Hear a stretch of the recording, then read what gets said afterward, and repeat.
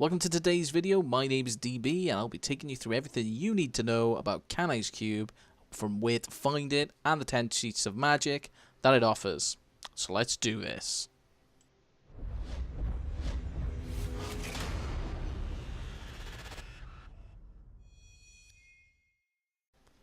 So first off, we need to find Kanais Cube. So whilst you're in adventure mode, all you have to do is wander over to Mr. Zoltan and have a chat. What he's going to be doing is help explain to you that he has an artifact that he's lost and he wants your help to cover it. So the great thing here is there's a little bit more lore that you can have a listen to whilst you're trying to find the cube. So he does like to waffle on a fair bit, but again, it's good lore, and he'll drop a book called Revival and it'll just have a, there we go, there's the book. Have a little listen to it. It is a good piece of kit, and it's quite nice to listen to. But you need to then go to Act 3 and the Ruins of Sescheron. There is an Elder Sanctum that you must find. So head to a portal and start looking. I'm going to quickly run through this for you. This was done on PTR for Season 17, hence the low-level character. But yeah, let's try and quickly run through this. So, Kanais Cube is a big part of the end game. And it allows you to hold 3 extra pieces of kit. A weapon, a piece of armor, and a piece of jewelry. This really helps you build a stronger character to get into those higher, greater rifts and the like. Most, or all builds you find will have a Kanais Cube essence to them. You can't get around it.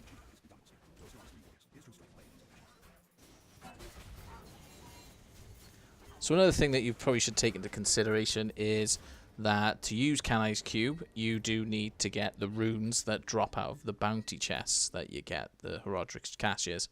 I've done another video on that. Check it out if you want to have a look at, adventure mode and how it's all working out in the end game of Diablo 3. So I'll just pop the other video here.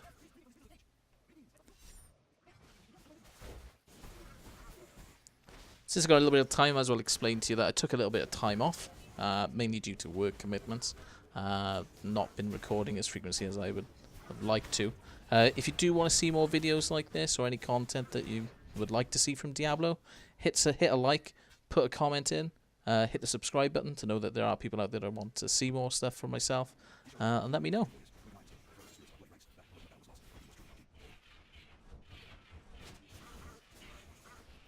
This is a really nicely crafted level. But now we found the Elder Sanctum. I'm going to quickly run through this piece as well. Shouldn't be too much further. This part is generally always mapped out exactly the same. So watch this little piece of video and I'll show the map shortly once I've run through it.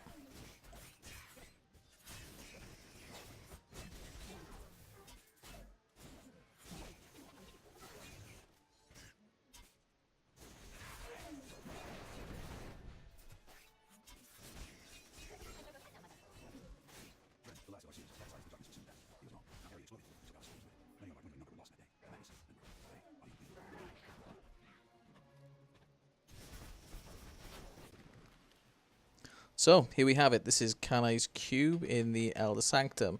Looks pretty nice and snazzy, but this is the map that I was telling you about. It's always generally up to the right-hand side. So if you just make a clean run through, you should get there in no time.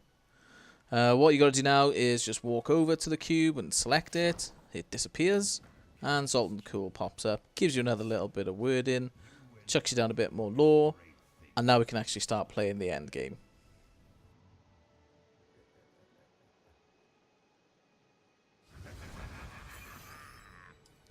So now you got the cube, you head back to town, and in the cube you have things like this, which is the Archive of Tal Rasha. Remember, you got the runes and the Death Breast for this one. So head over to the cube, have a little look at what the book says. So this is extracting legendary powers. So you need 5 Death Breasts of one of the runes. Select a weapon, an amulet, or whatever. Click fill, click transmute, and what that does is extracts the power into the book of Kanais Cube, so into the collection. So I've done the Avarice band there. That'll be there forever now with all the rings and etc. Again, like I said, you can do it for weapons and armor. Next up is Law of Cool, which is Reforge a Legendary. Now this one takes 5 of each and 50 Forgotten Souls. So take a legendary item that you've got. So I've got the Corroded Fang there. Click Fill. And what this will do is transmute it. So what it does is a reroll. So I'll get new statistics on my weapon there. And that's pretty much it. And you can keep doing this to try and get better weapons. Because the first roll I did was rubbish. Did it again. Yeah, it's a little bit better, but the actual, the orange piece was still rubbish. Next up is Hope of Cain. Upgrade a rare item. You can see how many you need there. What this does is it takes the yellow item and it will convert it into a legendary item. So this is where you'll try and find that item that you're looking for. Next up is convert a set item. So what we're doing here is taking a piece of armor that you've already got from a set, like I've got the Pestilence build. I take the items and hit transmute, so it gives me another piece of that set. Really handy if you're trying to get that 6-piece bonus. Next up is Wrath of Cathan, so remove a level requirement from an item. You have to rank up a legendary gem, so the Gem of Ease, and take an item which is a level 70, add the Gem of Ease, hit transmute, and then it's gone.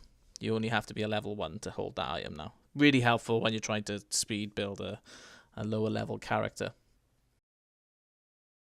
Next up, we have Darkness of Radarman, which converts gems. So you take any 9 gems and one of the following. So I've got diamond, and I want rubies, so I just add the essence in there, transmute, job done. Now I've got 9 gems, 9 ruby gems. So the next 3 is Pleasure, Regret, and Wrath of Ibn Fahad.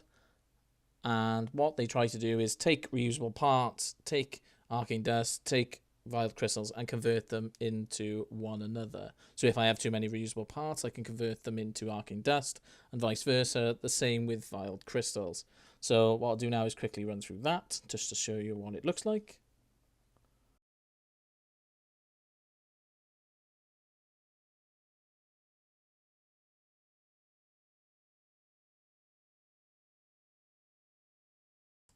Last and by no means least is Caldesan's Despair, which is augmenting an ancient item. So take an ancient item, take a legendary gem. These are all the different ranks that you need. So for a sword, it's level 30.